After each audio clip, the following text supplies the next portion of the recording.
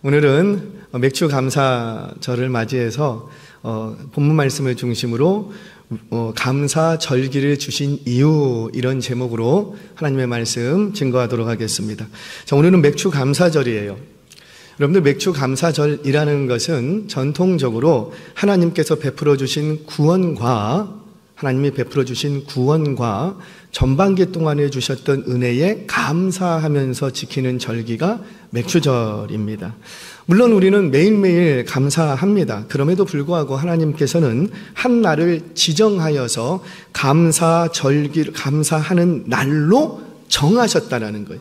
이걸 뭐라고 말하냐면 절기, 이렇게 얘기합니다. 자, 오늘은 왜 감사절기를 정하시면서까지, 우리 매일매일 하나님을 감사할 수 있는데 항상 감사하라 이렇게 말씀하셨음에도 불구하고, 매일매일 감사하는데도 불구하고 왜 우리 하나님은 굳이 감사절기를 정하시면서까지 왜 감사하도록 그렇게 가르치는가? 그 감사절기를 주신 이유에 대해서 오늘 본문을 중심으로 말씀을 전하도록 하겠습니다. 자, 첫 번째, 감사절기를 어디에서 지킬 것인가의 문제예요.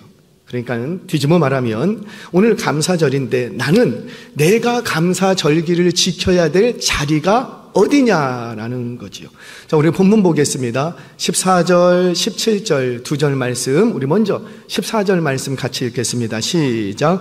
너는 매년 3번 내게 절기를 지킬지니라. 자, 몇 번? 3번. 우리 17절 같이 읽습니다. 시작.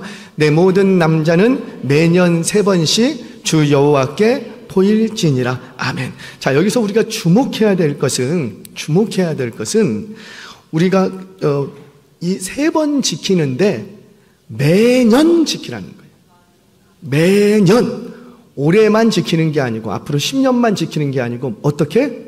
매년 3번씩 내 앞에 나와서 지키라는 거예요. 그래서 이것을 절기, 이렇게 얘기합니다. 한 번만 지키고 끝나면 그건 절기가 아니죠. 축제로 끝날 수가 있는데 매년 몇 번씩? 3번씩. 자, 하나님께서 제정해 주신 절기가 이 절기만 있는 것은 아닌데 속죄일도 있고 나팔절도 있고 여러 절기가 있는데 하나님께서는 반드시 너희 모든 남자는 대표성을 얘기하지요. 대표성을 따라서 모든 남자는 매년 몇 번? 3번 여호와 앞에 보여야 된다는 거예요. 자, 여러분, 그러면 질문합니다. 여러분, 매년 3차례 하나님 앞에 절기를 지키는 건 쉬울까요? 어려울까요? 안 지켜봤으니 아나. 이게요, 절대 쉽지가 않아요. 여러분, 일주일에 한 번씩 교회 나와서 예배 드리는 거 쉬워요? 어려워요? 어떤 분에게는 싫고 어떤 분에게는 어려울 수 있어요. 자, 제가 설명 좀 할게요. 예수님 당시에 디아스포라 유대인이라고 하면은 세계 각처로 흩어져 있는 유대인들을 얘기합니다. 이 디아스포라 유대인들이 많아지면서 현실상 3번 매년 절기를 지키는 건 상당히 어려운 문제가 돼버렸어요. 왜 그러냐면 아무래도 절기를 지키기 위해서는 디아스포라 유대인의 경우는 수개월 전부터 준비해야지 돼요. 그러니까 가는데 2-3개월, 오는데 2-3개월, 그리고 예루살렘에 갔어도 성전에 올라가려면 여행 중에 부정해질 수가 있어. 그래서 반드시 정결케 되는 기간을 채워야 돼. 이거는 어떤 의식을 치러서 정결해지는 것이 아니라 그냥 기간만 채우면 일주일만 가만히 있으면 그냥 정결해져. 예루살렘 땅에 들어와서. 그러니까 자, 가는데 2-3개월, 오는데 2-3개월, 거기다가 예루살렘에 도착했어도 바로 성전에 못 올라가고 한 10일쯤은 이제 있어야 되는 거예요. 그러니 1년에 3번 여호와 앞에 올라간다. 이게 쉬워요? 어려워요? 어려운 문제예요. 이거는 디아스포라 유대인에게만 있는 것이 아니라 팔레스틴 안에 살던 유대인들도 마찬가지였어요. 자, 유대인들도 가까운 예루살렘 바로 밑에 있는 베다니 이런 데는요 한 3km밖에 안 되니까 그냥 지키러 가는 거 어렵지가 않아. 그런데 예루살렘에서 갈릴리까지의 거리가 6일 거리예요. 6일 거리. 걸어서 일주일은 꼬박 걸어야지 돼요. 자, 그러면 그 디아스포라 유대인들뿐만 아니라 팔레스틴 안에 살던 유대인들도 이거 지키는 게 쉬울까요? 어려울까요? 역시 어려운 거예요. 자, 일주일 정도는 걸어가야지 돼요. 거기다가 성소에 도착을 했어. 근데 바로 못 올라가고 또 6일 정도 이 여행을 했으니까는 정결케 되는 기간이 또 필요해. 일주일 걸어왔어요. 그렇더니만 또 이제 일주일 예루살렘 성에서 대기. 그리고 그 날짜가 딱 됐을 때 성소에 올라가야 되는 거예요. 자, 이런 이유 때문에 보통 한 20일은 이 맥추절 한번 지키려고 소모해야 되는 거예요. 그런데 더 어려운 건 맥추절은 며칠간 지키는 걸까요? 하루. 그러니까 그 하루 지키려고 수개월을 소모를 해야 되거나 그 하루 지키려고 한 달 정도를 내가 다른 일을 못해. 그러니 생계가 달린 문제들이 많이 있을 터인데 이들이 맥추절 지키기 1년에 매년 3번씩 지키는 게 쉽다 어렵다? 어렵다. 자, 이와 같은 상황 때문에 대부분의 유대인들은 그냥 1년에 한 번만이라도 우리 지키자, 이런 문화가 형성이 됩니다. 거기다가 디아스포라의 유대인들 같은 경우는 1년에 한 번도 못 지켜. 왜? 오가는 여행 경비가 너무 많이 들어. 뱃삭이 만만치 않아. 그러니까 한 2, 3년 만에 한 번. 실제로 사도행전을 보면 바울도 매년 3번씩 예루살렘 갔을까요? 안 갔을까요? 못 가서 내가 작년에 못 갔지, 이번에는 내가 꼭 갈게, 이렇게 편지를 쓰는 이유가 바로 그런 이유 때문입니다. 자, 이렇게 매년 3번씩 반드시 하나님 앞에 나와서 절기를 지키라고 하시는 말씀이 있는데, 자, 그렇다면 절기를 지켜야 될 3가지 절기는 무엇인가? 자, 오늘 본문에 정리가 되어 있죠. 첫 번째는 무교절이었어요. 무교절은 성경에서 무교절 나오면 6월절로부터 시작이 됩니다. 그래서 6월절과 무교절은 하나의 세트예요. 그러니까 성경에서 6월절 얘기하면 뭐도 생각해야 되고, 무교절도 생각해야 되고, 성경에서 무교절 그러면 뭘 생각해야 되고, 그렇죠. 6월절. 이게 하나의 세트인 거예요. 이 무교절은 다분히 하나님의 출애굽 사건, 즉 구원받은 것에 대해서 감사하는 절기였어요. 뭐에 대해서 감사한다? 여기 한 1000명 앉아 있는데, 자, 뭐에 대해서 감사한다? 그렇죠. 구원받은 것에 대해서 감사하는 절기였어요. 자, 두 번째로 맥추절이 등장을 합니다. 오늘 무슨 주일이라고요? 그렇죠. 맥추절 감사주의, 맥추 감사주일. 자, 맥추절은 초실절로부터 시작됩니다. 그러니까 맥추절 하면은 초실절을 생각해야 되는데, 초실절로부터 시작되는데, 초실절을 지내고 50일째 되는 날, 그 날 그냥 지키는 거예요. 이거를 한 날, 하루예요, 하루. 그 날 지키는 거. 이거를 맥추절이라고 합니다. 자, 팔레스틴에서는 그들의 농사를 보면 보리추수로부터 시작해서 밀추수로 맞춰요. 그들의 주식은 밀입니다. 그래서 밀추수로 맞춰. 이거를 전반기 농사 이렇게 얘기를 합니다. 자, 그리고 나면 밀추수가 끝나고 나면 그 다음부터 양털 깎는 시기가 도래해요. 우리 성경에 양털 깎는 시기 이런 거 많이 등장을 하죠. 그 양털 깎는 시기가 등장하고 그때 맞추어서 여름 농사가 시작됩니다. 여름 농사는 과일 농사예요. 그래서 조금 지나면은 포도나무, 포도열매 수확하는 기간이 도래합니다. 자, 이런 농사를 하반기 농사 이렇게 얘기를 합니다. 그래서 이들의 주식이 되는 보리추수와 밀추수를 모두 마치는 시기쯤 되면, 즉 전반기 추수에 맞추어서 뭘 지키고? 그렇죠. 맥추절을 지키는 거예요. 그래서 이 맥추절은 다분히 추수를 감사하는 절기예요. 뭘 감사하는 절기라고요? 자, 아까 무교절은 뭘 감사하는 절기였고? 구원을 감사. 이 맥추절은 뭘 감사하고? 추수원을 감사. 자, 그리고 세 번째 수장절이 등장을 합니다. 이 수장절은 1년 모든 농사를 다 마치고 한 해 수확에 감사해서 지키는 절기예요. 그러니까 이것도 뭐와 관련해서 지키는 절기예요? 그렇죠. 추수와 관련해서 추수하게 된 것을 감사하여서 지키는 절기. 그러니까 이 3가지 절기의 공통점은 뭐냐면 구원받아서 감사하거나 또는 추수하게 되어서 감사한다. 즉 정리해 보면 하나님의 구원과 하나님의 돌보심, 특히 이 땅에서 소출, 먹고 마시는 문제에 대해서 감사하는 절기가 바로 이 3가지 절기였다는 거예요. 이 세 가지 절기는 반드시 내 앞에 와서 감사해라. 자, 그러면 이 세 가지 절기는 광야에서 지키는 절기였을까요? 아니면 가나안 땅에 들어가서 지키는 절기였을까요? 자, 다시요. 광야에서 지키는 절기였을까요? 가나안 땅에 들어가서 지키는 절기였을까요? 가나안 땅에 들어가서 지키는 절기였어요. 자, 우리는 전통적으로 가나안을 우리가 들어가야 될 최종 종착지, 그러니까 천국이나 하늘나라로 생각하는 경향이 있어요. 왜 이런 생각을 하게 되었는지는 정확히 알 수는 없겠는데, 여러분, 성경 어디에도 가나안이 우리의 최종 정착지라고 말하지 않아요. 지금은 가사가 조금 바뀌기는 했지만 이전 찬송가 중에 나 가난복지 귀한 성에 들어가려고 라는 찬송이 있어요. 지금도 그 찬송이 있지만 가사가 조금 바뀌었죠. 가난복지, 여기서의 복지가 뭐예요? 뭐 사회복지 그런 거예요? 그런 복지가 아니라 복된 땅을 얘기하는 거예요. 가난복지 귀한 성에 들어가려고. 그 찬송 가사가 이렇습니다. 나 가난복지 귀한 성에 들어가려고 내 중한짐을 벗어버렸네. 죄 중에 다시 방황할 일 전혀 없으니 저 생명 시냇가에 살겠네. 길이 살겠네. 나 길이 살겠네. 생명 시냇가에 살겠네. 길이 살겠네. 나 길이 살겠네. 생명 시냇가에 살겠네. 자, 이 찬송을 보면 가나안 땅에 오래 살아야 돼요? 아니면 잠깐 있다 나와야 돼요? 그래요. 오래 살아야 돼. 그게 우리의 소망이라는 거죠. 그러니까 마치 가나안을 우리의 신앙의 종착지처럼 노래했어요. 그런데 사실 가나안은 가나안 땅 자체는 그런 곳이 아니에요. 가나안 땅 자체는. 그 땅은 온갖 우상으로 물들어 있는 곳이고 죄악이 넘쳐나는 곳이에요. 그래서 그 땅의 원주민들을 하나님께서 어떻게 하라 그래요? 쫓아내라 말씀하시는 거예요. 언젠가 말씀드렸죠. 가나안도 광야라 그랬어요. 우리는 광야만 광야로 생각하는데 아니에요.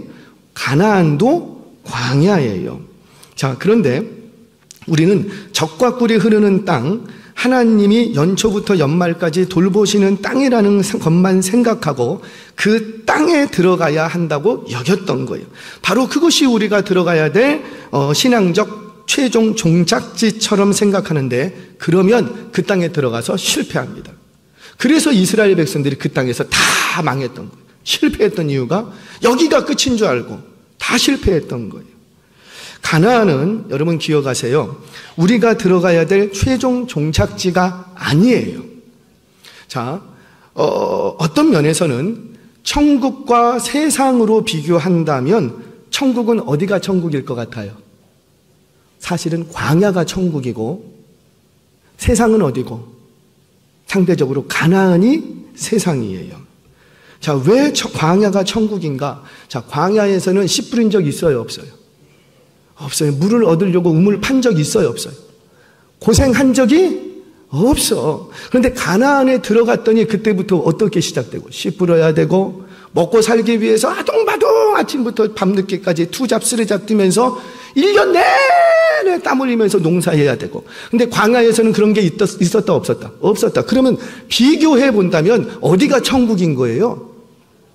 사랑하는 여러분, 혹시 여러분들이 지금 광야 한가운데 있습니까? 그러면 바로 그것이 천국인 줄 믿으시기 바랍니다. 자, 좀 있으면 무슨 내용인지 들어갈 거예요. 자, 그래서 어떤 면에서는 가나안은 우리가 들어가야 될 최종 종착지가 아니라 사실은 저와 여러분이 믿음으로 살아내야 될 장소예요. 자, 아까 가나안도 광야라 그랬죠. 그러면 이스라엘 백성들이 40년 동안 있었던 광야와 들어가 살았던 가나안과의 차이가 뭐예요?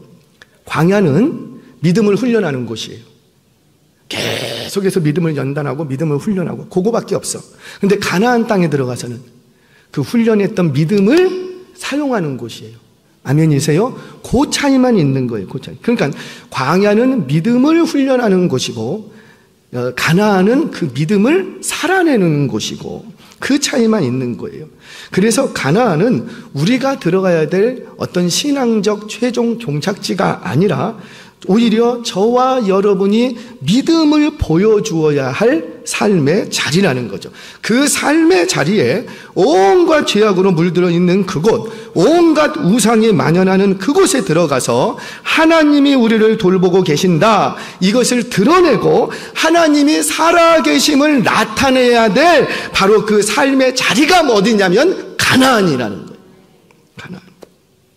그런데 바로 그곳, 죄악이 넘쳐나는 곳, 온갖 우상이 만연한 그곳, 바로 너의 삶의 자리에 들어가거든 그때부터 뭐 해라? 감사절기를 지켜라. 지켜라. 자, 한번 적용해 보자고요. 오늘은 맥주 감사절입니다. 그러면 여러분들이 감사절을 지켜야 될 자리는 어디예요? 물론 오늘 예배의 자리, 감사를 지키기, 절기를 지켜서 모였어요. 근데 이 예배의 자리뿐만이 아니라는 거죠. 이 예배의 자리뿐만 아니라 아직 여러분들이 풀리지 않는 그 삶의 자리. 학생은 아무리 공부해도, 아무리 공부를 열심히 해도 성적이 오르지 않는 그 자리. 할렐루야. 얼마나 속상한 줄 알아요? 내가 수고 안 한 게 아니라고. 열심히 공부했는데 도무지 성적이 오르지 않는 그 자리. 회사에서는 내가 열심히 일하지 않는 게 아닌데 열심히 일해도 매일같이 상사의 꾸지람을 듣는 그 자리. 내가 열심히 일했어요. 근데 월급이 올라요, 안 올라요? 월급이 오르지 않는 바로 그 자리.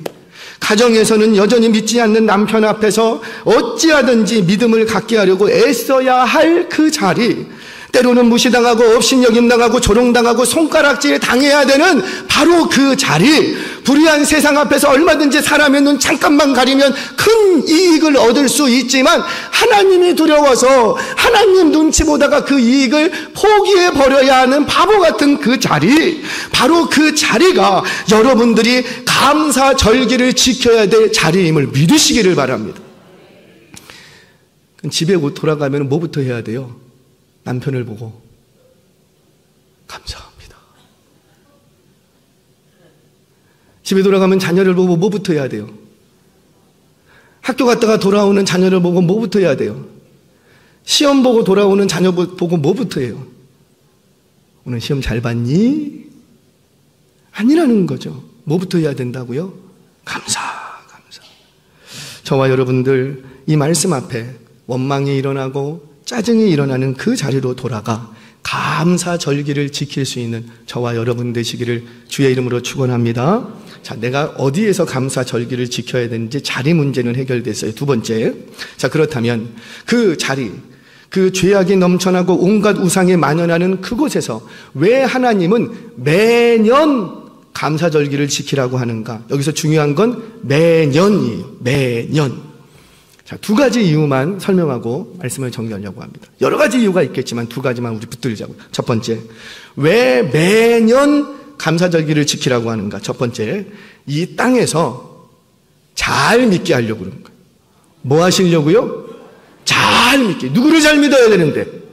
돈을 잘 믿고, 명예를 잘 믿고, 출세를 잘 믿는 것이 아니라 누구를 잘 믿어야 되니까? 하나님을 잘 믿게 하려고. 여러분들이 신앙생활 하면서 지금 오늘 이 자리에 계시는데 여러분들은 하나님을 잘 믿고 싶으세요? 아니면 대충 적당히 믿고 싶으세요? 잘 믿고. 우리 다 똑같은 마음이라고요. 저는 외할머니 신앙입니다. 제 인생 지금 반백년을 살아왔는데 제 인생을 돌아보면 제일 행복하고 제일 의미 있는 시간은 사실 1년이라는 시간이 있어요. 그 1년이라는 시간은 저는 단호하게 얘기합니다. 저희 외할머니하고 함께 한 방에서 지냈던, 같이 자고 먹고 했던 그 1년이라는 시간이 있는데 그 1년이라는 시간이 제게는 너무도 그 무엇과도 바꿀 수 없는 소중한 시간이었어요.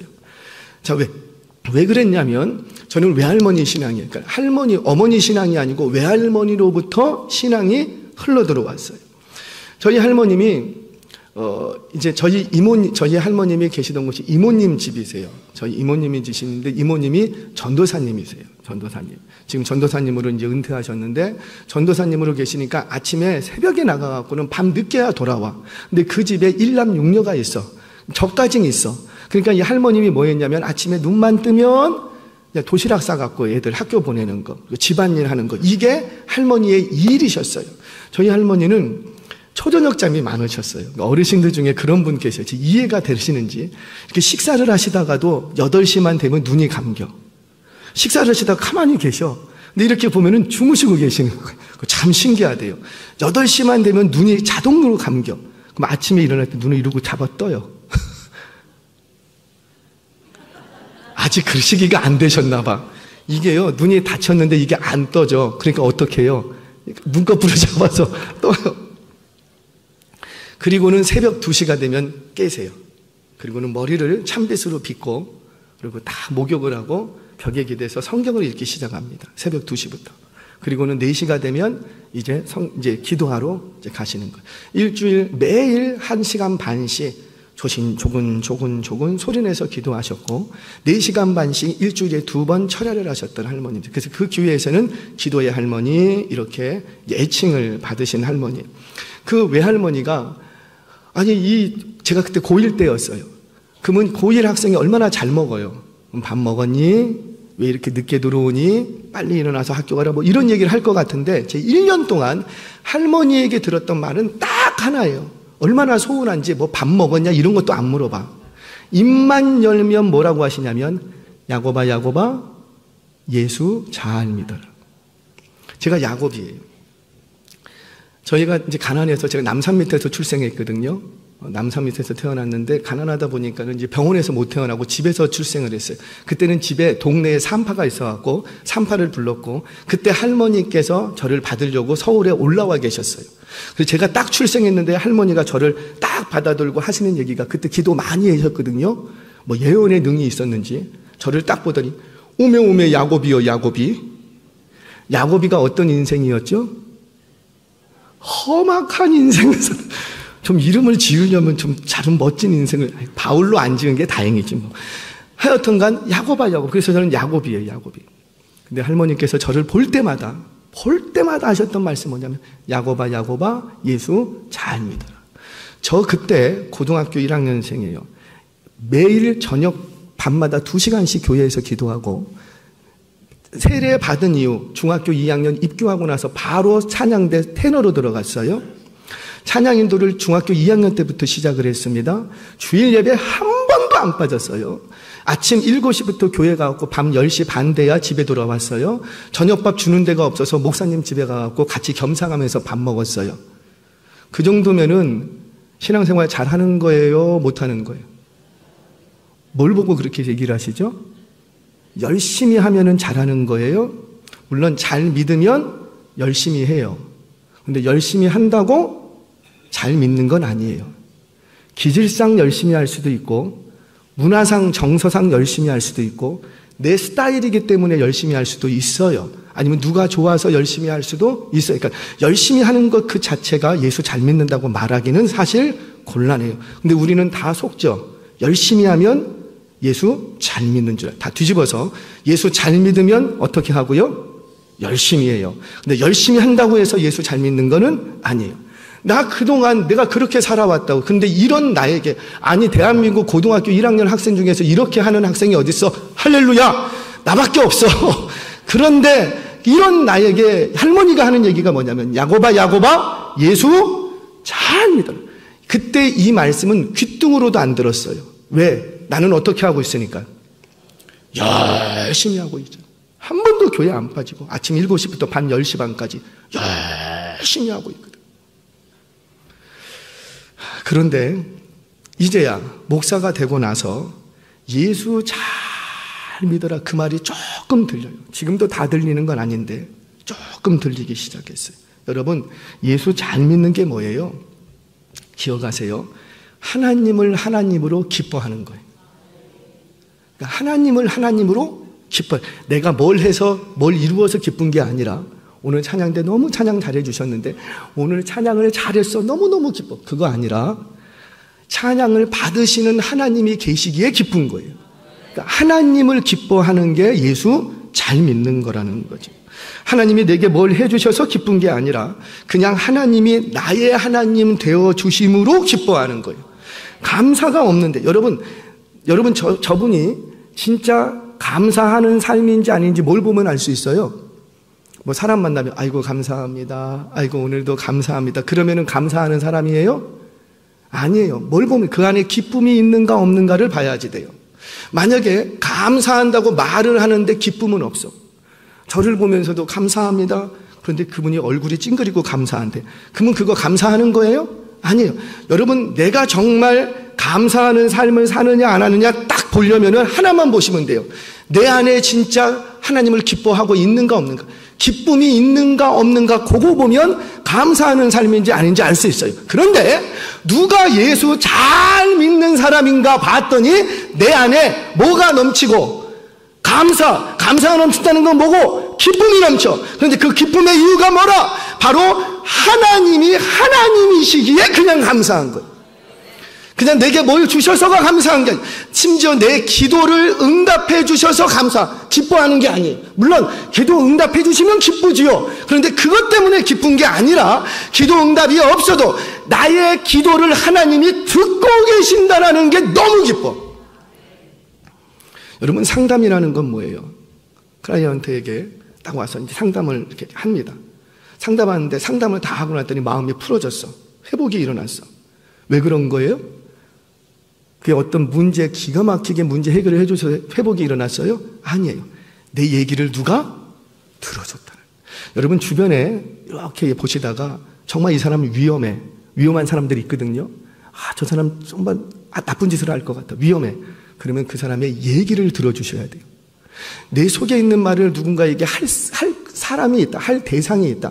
그 가정은 소망이 있습니다. 자, 여하튼 간에, 자, 우리 하나님은 그런 하나님이라는 거죠. 정말 내가 예수 잘 믿는 게 뭔가? 바로 하나님을 하나님으로 기뻐하는 것. 그게 예수를 잘 믿는 거예요. 제게 제자들이 다들 결혼을 했어요. 한 자매가 있습니다. 전화가 왔어요. 목사님, 나 고민됩니다. 그래서 뭐냐? 말해봐. 그랬더니 요즘 자기 스스로 자기를 보니 예전 같지 않더래. 예전에는 처녀 때는 예수 잘 믿는 처녀 같았는데 지금 결혼을 하고 육아를 지내고 이렇게 보니 자기를 돌아보니까 나 예수 잘 못 믿는 거 같더래요. 그래서 왜 그러냐 했더니만 저도 옛날처럼 교회에서 열심히 섬기고 싶고 하나님 나라를 위해서 쓰임받는 사람이 되고 싶은데 지금 내가 할 수 있는 게 아무것도 없대요. 자기는 지금 육아를 하고 있고 거기다가 태중에 아이를 가지고 있고 남편은 아직 예수님을 모르고 제 한 몸도 간수하기 어려운데 저 어떻게 하면 좋습니까? 나도 예수 잘 믿고 싶은데 제가 뭘 해야 되겠습니까? 그 전화가 온 거예요. 그래서 제가 그랬어요. 얘야 아무것도 하지 마. 아무것도 하지 마. 그냥 하나님을 기뻐해. 하나님을 기뻐해. 아직 믿지 않는 남편이지만 나를 사랑해주고 가장으로서의 본분을 다 하려고 한다면 그런 남편을 주신 걸 하나님을 기뻐해. 육아 때문에 지치고 성질나고 내가 네 성질머리 아는데 짜증 많이 나지. 그런데 그런 나에게도 이처럼 돌볼 수 있는 자녀를 주신 하나님을 기뻐해. 여러분, 우리 솔직히 내가 자녀를 키우는 거예요? 자녀가 나를 키우는 거예요? 저는 내가 낳았으니까 내가 키운 줄 알았다고요. 그래서 요즘 애 안 낳으려고 하죠. 누가 키운다고 생각하니까. 내가 키운다.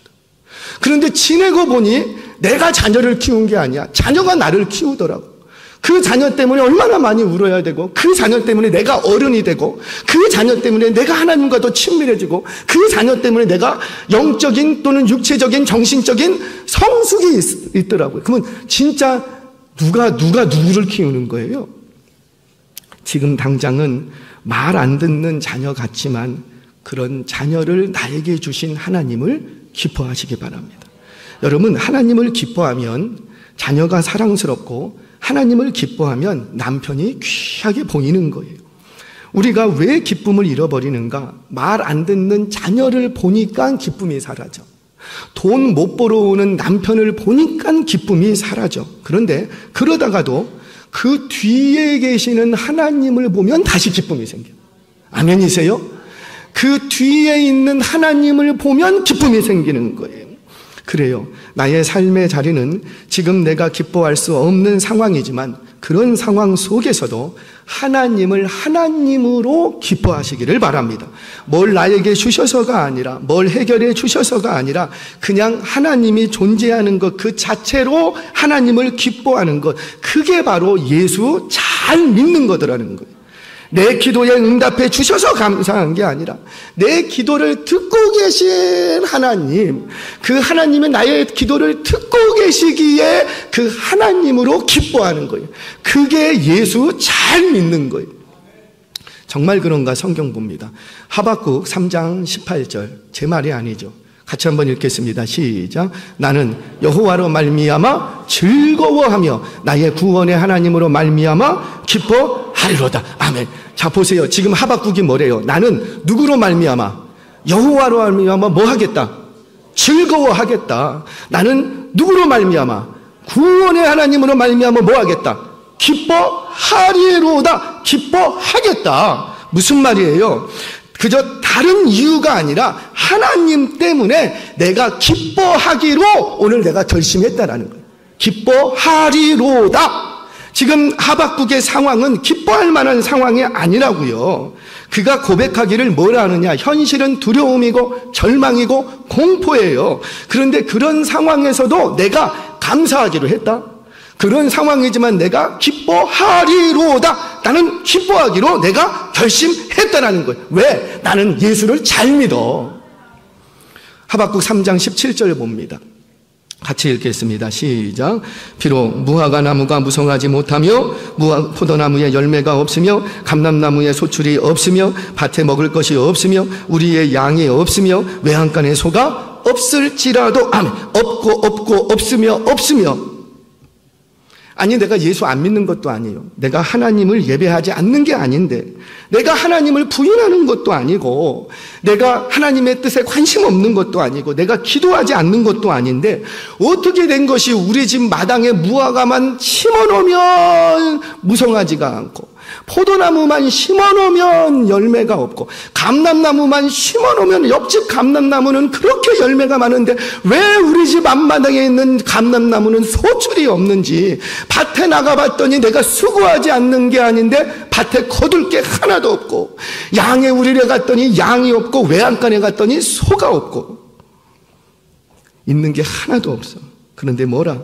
내게 무엇인가 있고 없고 때문에 하나님을 기뻐하는 것이 아니라 하나님이 나의 아버지 되어 주심으로, 하나님이 나의 구원자 되어 주심으로 기뻐한다는 거예요.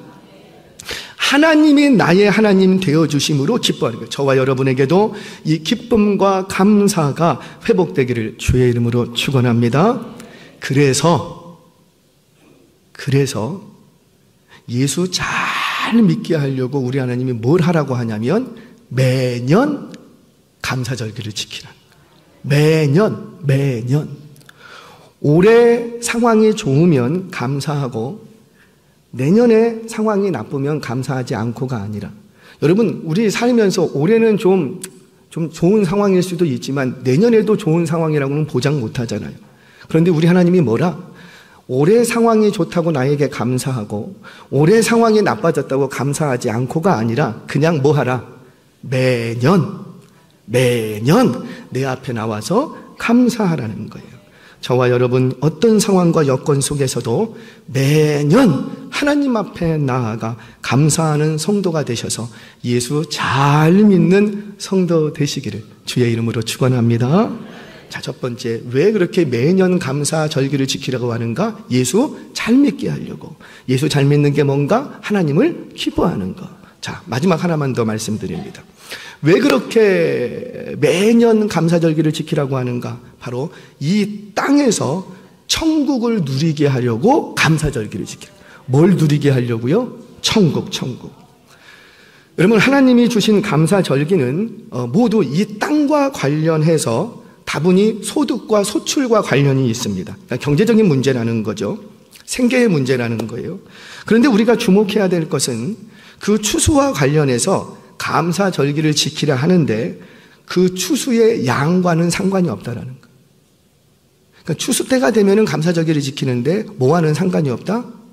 추수하는 양하고는 상관이 없더라는 거예요. 더 많이 추수해서 감사하고 덜 추수해서 감사하는 게 아니라 그냥 매년 그 때가 되면 그냥 맥추절을 지키라는 거예요. 자, 맥추절을 방금 말씀드렸죠. 초실절로부터 시작해서 50일째 되는 날 지키는 거예요.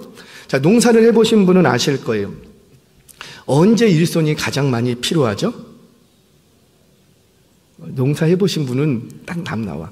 씨 뿌릴 때 하고 거둘 때 하고 두 번이에요. 두 번.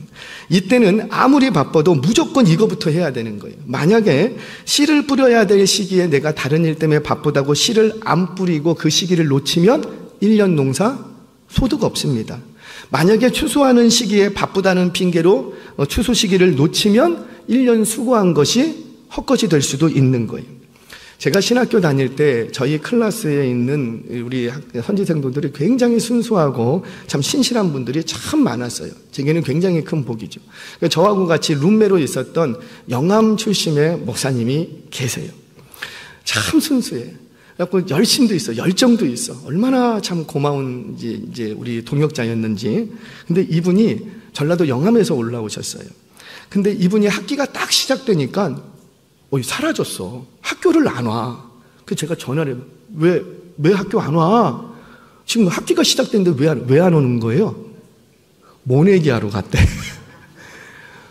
나 영암에 있는데 그 시골에 있는데 여기서는 일손도 없고 우리 아버지 나 없으면 이거 다 못 심는데, 그러니까 자기가 가야 씨를 심을 수가 있는 거예요. 그래갖고 학기가 시작됐는데 모내기 한다고 영암에 가 있는 거예요. 가을 학기가 됐습니다. 시험 기간이나 시험 준비하는 기간이 됐는데 또 안 보여. 이번에는 뭐 하러 간 거예요? 추수하러 간 거예요. 추수하러. 아니, 자기가 안 가면 우리 아버지 1년 동안 농사한 거 그거 소득 제대로 얻을 수가 없다고. 지금 일손이 하나도 부족한데 젊은 내가 가서 도와줘야 우리 아버지 이거 추수 다 할 수 있다고. 그분 졸업하고 지금 담임 목사님으로 멋지게 사역하고 계세요. 여러분, 그때 제가 알았어요. 추수 때에는 반드시 일하러 가야 되는구나.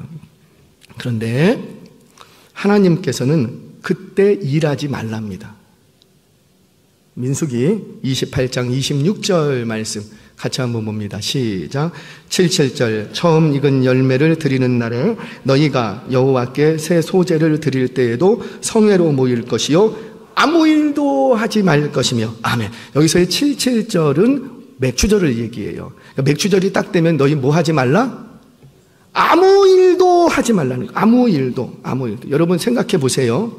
맥추절이 되기 전에 추수 때에 맞추어서 맥추절이 있는데 맥추절이 되기 전에 추수가 다 끝났으면 뭐 아무런 문제가 없어. 쉬어도 돼. 일하지 말라고 하니까 안 해도 돼. 자, 그런데 맥추절이 됐는데 아직 추수가 한창이야. 그러면 맥추절 추수하러 밭에 가야지 돼요? 아니면 맥추절 지킨다고 성전에 올라가야 돼요? 다 우리의 문제 아니에요? 이게 하루만 갔다 오면 되는데 될 것 같은데 지금 하루가 아니잖아요. 짧게는 20일 몇 개월씩 걸릴 수도 있다고요. 근데 지금 추수가 한창인데 20일을 일손을 논다? 이게 쉬운 문제예요? 어려운 문제예요? 어려워요. 여러분 보이세요? 이게 추수가 다 끝났으면 별 문제가 아니에요. 그런데 만약에 추수를 다 못 끝냈으면, 그런데 추수 때에 추수하지 말라고 손 놓으라고 하나님이 말씀하시는 거예요. 지금 하나님이 뭘 가르치시냐면, 너희가 추수 때를 주신 건 누가 주신 거고? 하나님이 주신 거야. 그런데 너희가 추수의 양으로 인하여서 감사하고 안 하고가 아니라 그냥 하나님께서 추수 때를 주신 것으로 인하여서 감사하라는 거예요. 그래서 사실 예수님 당시에는 맥추절을 안 지켰어요. 우리 성경을 보면 3대 절기가 신약에 가면은 등장하지는 않습니다. 요한복음이나 다른 복음서를 보면 2개의 절기만 등장을 해요. 언제일까요? 무교절과 수장절만, 초막절만 딱 등장을 해요. 그리고는 성경의 신약의 맥추절이 사라져버립니다. 왜 그런 거예요? 지금 한창 추수해야 되는데 추수하지 말고 너 올라와라고 하니까 그걸 지킬 수 있어요, 없어요? 굉장히 어려웠던 거예요. 우리 다 여기서 넘어지지 않습니까? 자, 그렇다면 이런 상황을 우리 하나님이 아실까요, 모실까요? 아시죠? 모르시는 게 아닌데 이왕 절기를 주실 것 같으면 추수 다 마치고 절기를 지켜라 이러면 얼마나 좋겠냐고요. 그런데 우리 하나님은 굳이 초실절 이후에 50일째가 되면 추수를 다 끝냈던 안 끝냈던 상관없이 무조건 여기는 지키라는 거예요. 왜 그런 거예요? 내 백성들이 물질이 필요 없는 게 아닌데, 그래서 내가 추수 때를 준다고. 물질이 필요 없는 건 아닌데 내가 돌보는 그 땅에서 물질에 묶인 삶이 아니라 물질에서 자유한 진정한 천국을 누리기를 원하시는 거예요. 여러분, 천국이 어디예요? 하나님이 돌보시는 그곳이 천국임을 믿으시기를 바랍니다. 하나님이 돌보시는데 천국을 누려야지. 그런데 그 천국을 누리는 비밀이 뭐라? 이 땅에서 추수의 양에 따라서 내가 천국을 누리고 안 누리고가 아니라 그저 매해 감사 절기를 지키는 것이 천국을 누리는 거라는 거예요. 자, 제가 조금 더 설명합니다. 우리는 신앙생활하면서 실수하는 게 뭐냐면 우리 하나님이 나를 돌보시는 걸 믿어, 알아. 그런데 어떤 식으로 나를 돌봐주셔야 되냐면 내가 수고했으니까 수고한 만큼 대가를 얻어야 돼. 그게 선하신 하나님이고 나를 돌봐주시는 하나님. 또는 내가 수고했지만 수고한 것 이상으로 더 주시면 할렐루야, 내가 축복받았다. 하나님이 나와 함께 하신다. 우리는 확신합니다. 그래야 우리는 행복하다고 느끼는 거예요. 자, 그런데 반대로 우리가 언제 불행하다고 느끼냐면 내가 수고 안 한 게 아니야. 수고 안 했으면 얻을 게 있어요, 없어요? 없어야 당연하지. 그러니까 그때는 우리가 서운하지 않아. 왜? 내가 수고 안 했으니까. 근데 내가 열심히 수고했는데 수고한 만큼 소득을 얻지 못할 때, 또는 열심히 수고해서 내가 소득을 딱 얻었는데 이걸 누가 뺏어갈 때, 그때 우리는 하나님은 나를 안 돌보신다, 내 인생은 불행하다, 이렇게 느끼는 거예요. 할 수만 있다면 옆집보다 내가 더 소출이 많아야 내가 복을 얻었다고 생각을 하는 거죠. 여러분, 천국은 그렇게 경험되는 게 아니랍니다. 우리가 예수님을 믿는 건 뭐 때문에 믿어요? 결국은 천국 때문이에요. 결국은 천국. 그런데 우리가 생각하는 천국이 죽어서 하나님 나라 가는 것만 천국입니까? 그러면 예수 믿을 때 바로 나를 데려가셔야지. 그게 목적이었다면. 그런데 우리는 그게 아니잖아요. 우리가 예수를 잘 믿어야 돼. 이 땅에서 잘 믿어야 하는 이유는 장차 천국에 가는 것은 물론이고 이 땅에서도 어떤 삶을 살기를 원하기 때문에. 그렇죠. 천국의 삶을 살기를 원하는 거예요. 누구라도 예수 믿으면서 분행하고 싶은 사람 한 사람 없다고요. 예수 잘 믿어서 행복하기를 원하고 이 땅에서 천국을 누리기를 원하는 거예요. 그런데 그것도 하나님도 우리에게 그걸 원하신다고요. 원하신다고요. 주님이 말씀하셨지요. 나를 믿는 자는 죽어도 살겠고 무릇 살아서 믿는 자는 영원히 죽지 아니하리라. 천국의 삶을 산다라는 거예요.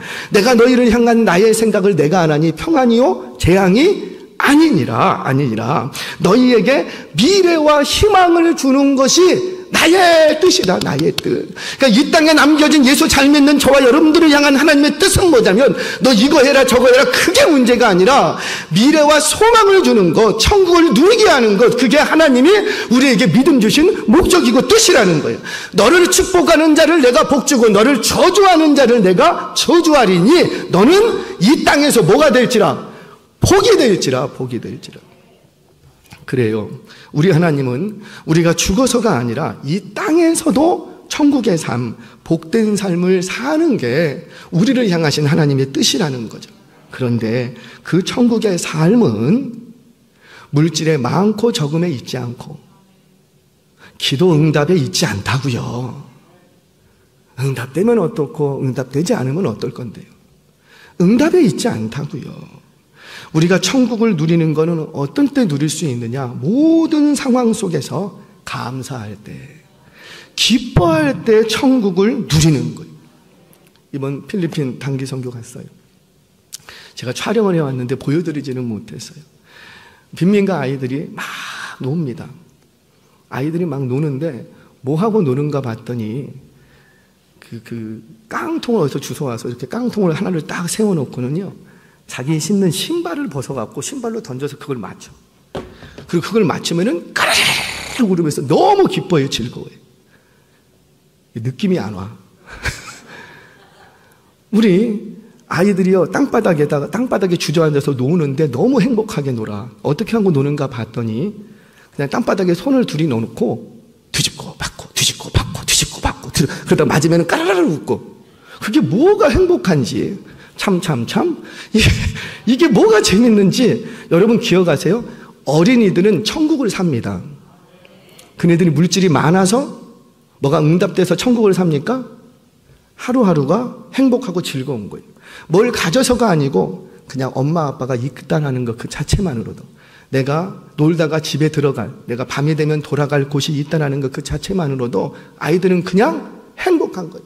비록 그 집이 반지하 단칸방이라 할지라도 담배 냄새가 펄펄펄펄 피어서 막 찌릉내가 나는 그런 집이라 할지라도 그냥 해가 져서 찬이슬을 피할 수 있도록 들어갈 집이 있으면 그냥 아이들은 행복한 거예요. 근데 우리가 언제부터 천국을 잃어버리냐면 돈, 응답. 내가 원하는, 내가 수고한 대로 소득을 얻느냐 못 얻느냐 거기에 매이기 시작하면서 천국을 다 잃어버리더라는 거예요.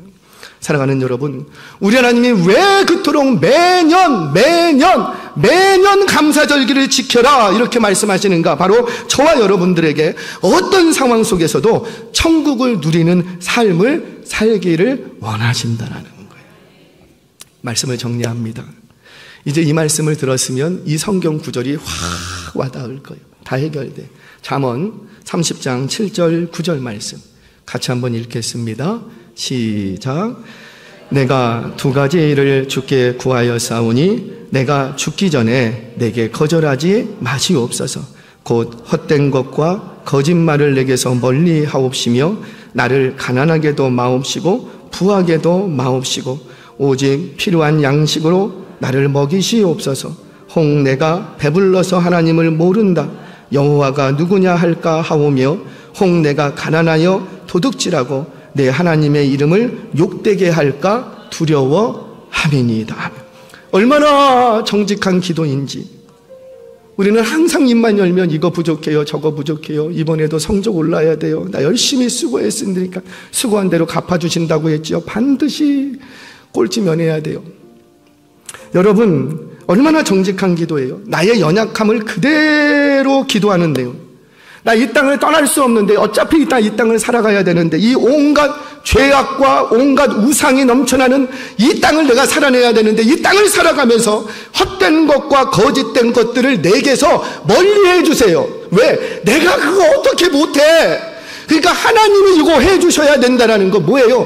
나 이 헛된 것과 거짓된 것이 넘치는 이 세상 속에서 거룩한 삶을 살려고 하는데 그거 내가 못하니 하나님 내게서 헛된 것과 거짓된 것들을 제발 오지 못하게 멀리 해주세요. 얼마나 정직한 기도냐고요. 그리고 기도하는 게 뭐예요? 가난하게도 마옵시고 부하게도 마옵시고 오직 필요한 양식으로 나를 먹여주세요. 여러분 지금 이거 양식 얘기하는 겁니까? 돈 얘기하는 거예요? 나 필요한 돈 좀 주세요 그 얘기하는 거예요? 필요한 양식 주세요 그 얘기하는 거 아니에요. 왜 이렇게 기도하냐면 그 뒤에 있는 하나님 때문이에요. 내가 혹여나 가난하여서 혹여나 부하여서 혹여나 필요한 일용한 양식이 없어서 하나님을 멀리할까, 하나님과의 관계가 끊어질까. 나는 하나님으로 기뻐하는 인생인데 하나님 잃어버리면 기쁨을 다 잃어버려. 그래서 필요한 양식을 놓고 기도하는 거예요. 양식 때문에 기도하는 게 아니라는 거예요. 사랑하는 여러분 기억하세요. 하나님을 잃으면 다 잃어버립니다. 하나님을 잃으면 그동안 누린 천국도 다 잃어버리는 거예요. 지금 이 시간 우리 하나님이 오늘 이 자리 여러분들에게 말씀하십니다. 너의 그 불평과 원망과 짜증이 일어나는 그 자리 피하지 말고 그 자리로 돌아가서 매년 그 자리에서 나에게 감사절기를 지켜라. 그 상황이 바뀌었기 때문에 감사하는 것. 그 원망과 불평과 짜증이 일어나는 그 자리로 돌아가서 그 자리 떠나지 말고 매년 감사절기를 지켜라. 왜 그런가? 그게 바로 하나님을 잘 믿는 신앙이라는 거예요. 그게 바로 이 땅에서 천국을 누리는 비밀이 된다는 거예요. 저와 여러분들 인생을 살아가면서 어떤 순간에도 감사하며 기뻐하는 인생이 되셔서 하나님을 잘 믿는 신앙인들 되시고 이 땅에서 천국을 누려가는 주인공들 되시길 주의 이름으로 축원합니다.